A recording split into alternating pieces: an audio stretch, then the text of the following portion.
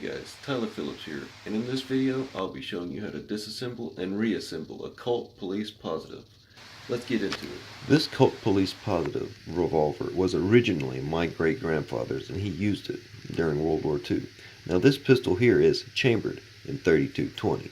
Now .32-20 was originally a rifle cartridge for a Winchester rifle.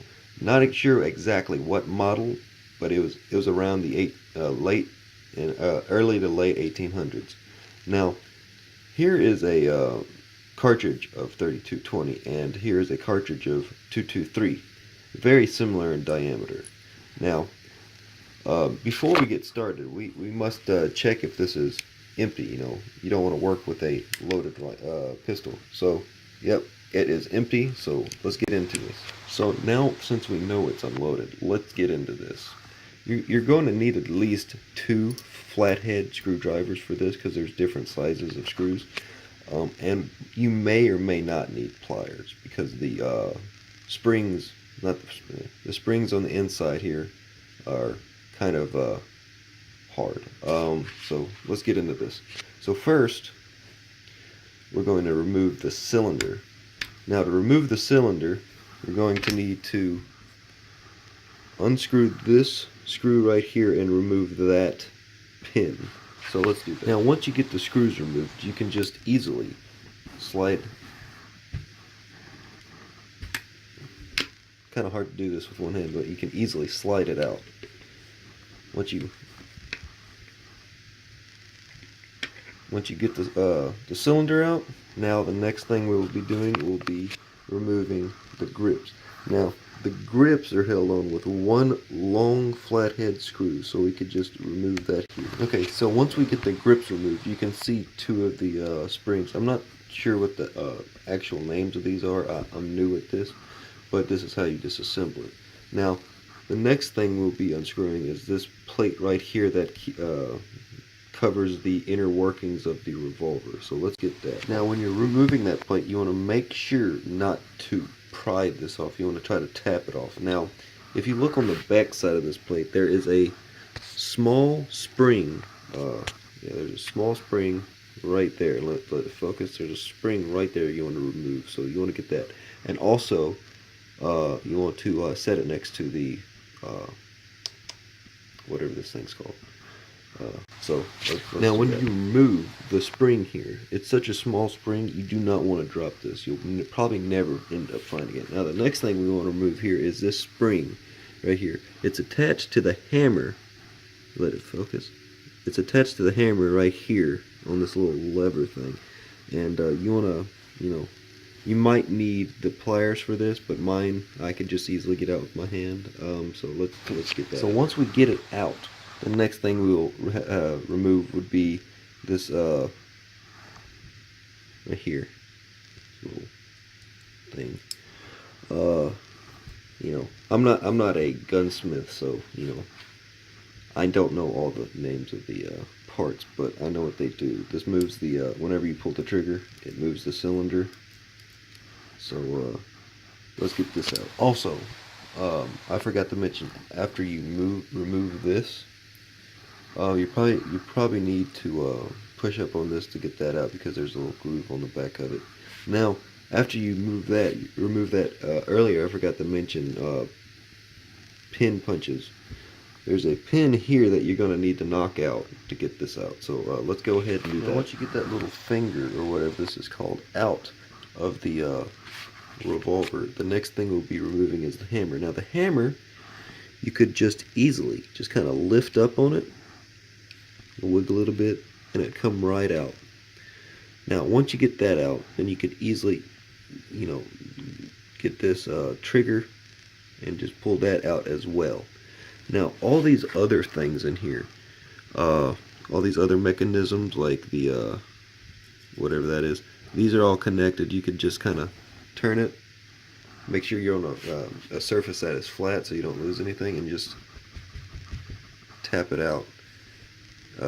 Well, now if that didn't work, because say if it's really gunked up, you just kind of wiggle it. There's a pin right there that holds the trigger mechanism on, and mine just kind of slides in and out. I don't know what that's about. Let's get these things out here because mine's kind of gunked up. I also, whenever I remove everything in here, I also went ahead and removed this. What this is basically what locks your cylinder in place, and it's right here. You just kind of slide it out. Okay, so once you get all those parts out, there is one more part left in here, and that is the cylinder lock, or whatever you call it. It sticks up and locks the cylinder in place, and also, yeah, that's really what it does. Basically, when you pull the trigger, it goes down in it so it can rotate. Now, right here, there is a flathead screw. You want to remove that. So let me get that out of there. Now, once you get that screw removed, this is free to move out. Now watch out, because there's a small spring here and you don't want to lose that. It's just as small as the other one, actually smaller. So once you get this out of the trigger mechanism, or the cutout for the action, set it up to the side, and then you can clean your pistol or anything like that, and then I'll show you how to get them back to reassemble. So let me get this out. Okay, so now it is completely empty. Now you can do all your cleaning, or whatever you want to do. It may look a little rusty here. No, that's just a bit of oil buildup, and it's kind of some discoloration. It's not rust, but it's just discoloration of the metal. It's like kind of like a copper color, but it's not rust because it doesn't come off. So once you do that, you can oil it up a bit. Mine's a little too oily, but I'm not going to worry about that too much. Now, basically, reassembling it is just like taking it apart, but completely backwards. So you start with the first thing, the last thing you took out. So we could put this back in after it's all cleaned up. Right there. You want to make sure the spring gets on this little notch here. So now once you get that part in, the next thing that goes in is this little piece right here. It goes in right here in this little groove. It slides in there perfectly. And once you get that in there, then this, basically, that little pin that came out of mine earlier may or may not have come out of yours, but if it did, there's a little notch. Let's focus. There's a little notch there. You could see it, kind of like a ring, like a dark ring. You want that side to go in to the hole, because it won't come out the other side. Now, this you set right on top of that other thing. You set right on top of it. Make sure the short end is facing up where the trigger, the hammer sticks out, and the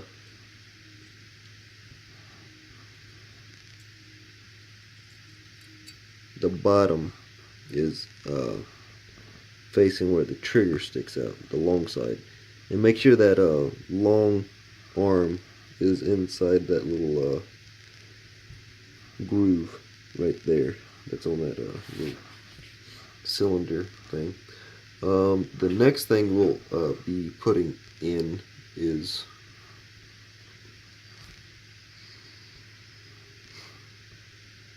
the trigger.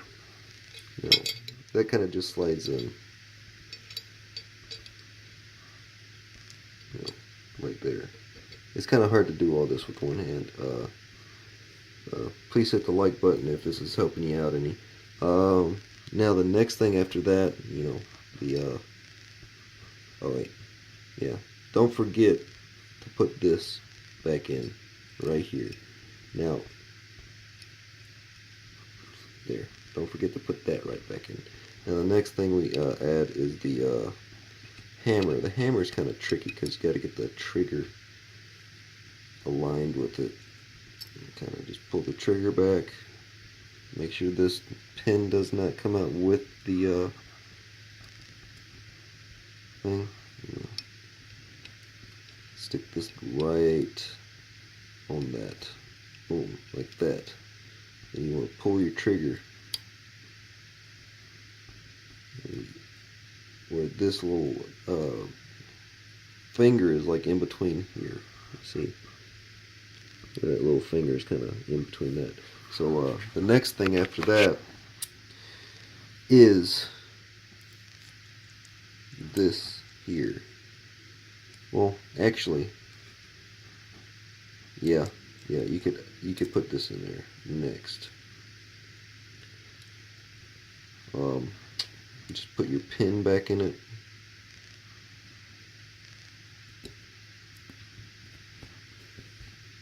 Doesn't take much. You may need a little light tap. So let me just tap that a little bit more. Use like a rubber mallet or plastic to tap it back in. I'm using the back of this because it's a soft plastic.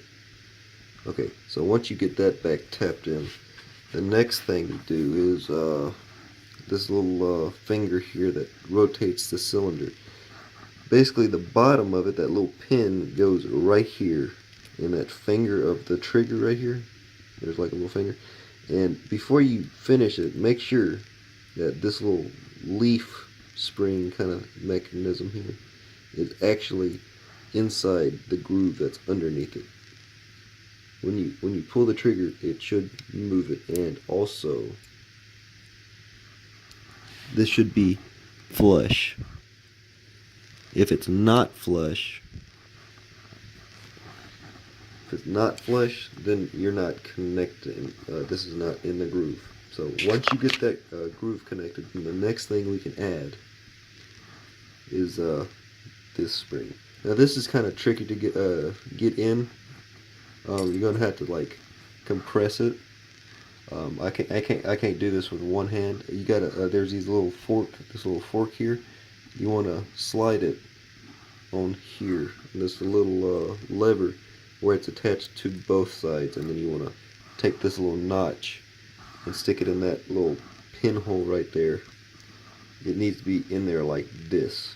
It has to be connected to the hammer. Okay, so now once you get that spring in there, then we can go to the cover plate here and reinsert your spring. Your spring goes in right in here, like exactly where you got it out at. There's a little groove in there. And you just slide it down in. You may need a little screwdriver to push it down. Once you get that in there, then you take this here, this that unlocks the cylinder, so you can open it. Take that and slide it. It slides right, same spot, slides in there where that spring goes. Now once you get that, we can re-screw the plate on. Make sure that little finger is flat, because if it's not, you can't get this in there. Once this is flush, make sure you can tap it a bit. Hard to do this with one hand. You want to push that back.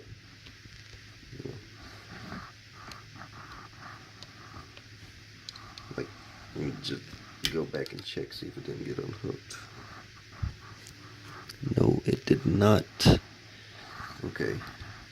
It's just, this is a little tight to get on, so let me just go ahead. Now there should be no gap once you get this on here. No gap in between the frame and that plate. If there is a gap, more than likely you have something connected wrong. So now the next thing we need to get on are the grips. Now the grips are kind of easy, so you kind of, boom, boom. I can do this with one hand. Make sure they aligned on both sides.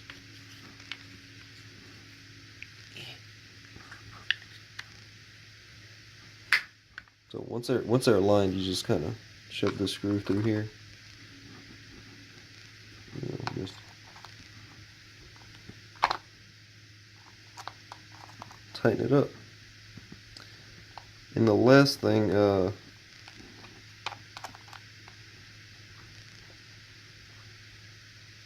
just tighten it up. And the last thing to do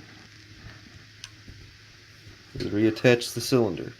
Now, if you notice here, I'm missing the ejector rod head. Never had it. Yours may or may not have it, depending if somebody actually kept it. My grandfather did not. So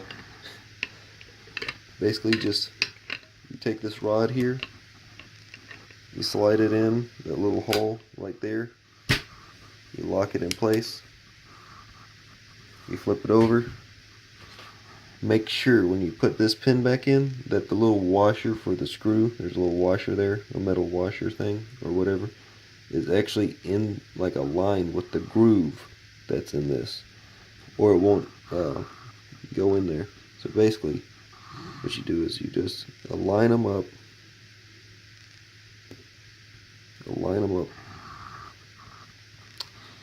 and you put them in here. So let me go ahead and do that. It's kind of hard to do. Okay. Once you get that screw back in there, make sure that your revolver still, functions properly. Do a function check on it. Make sure the cylinder rotates. When you pull the trigger back,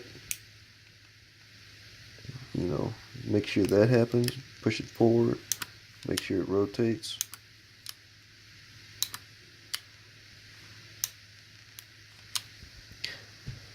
Once you do all that, it works, then you just, oil it a bit, put it back up. Now, if you can tell, right in here, mine is not in the best condition, but hopefully, by doing this, knowing how to take it apart and all that, yours will stay in the best condition. Now, I got this in poor condition, so I tried my best to clean all the areas. I need to take this to the gunsmith to get it cleaned. I am not a gunsmith, so if you lose anything, it's not my fault. So, if this video helped you, please like and subscribe, and let me know if you want more content like this. Bye.